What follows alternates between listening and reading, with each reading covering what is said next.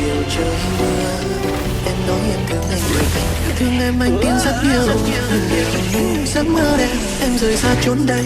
Một ngày em muốn bước lên đô thành vì em đã nghe câu chuyện vài người trong xóm nói em sao xinh đẹp. Sao ở quê làm gì làm em cứ thêm những mơ mộng. Em muốn cách xa nơi đây bỏ lại anh với tiếng yêu thương nồng say.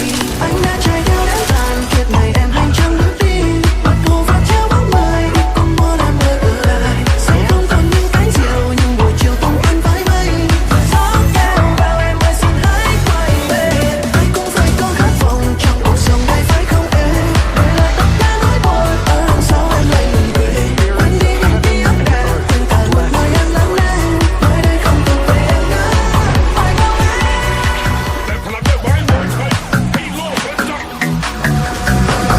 Với hàng xưa vòng say câu hứa năm xưa trong một chiều trời mưa.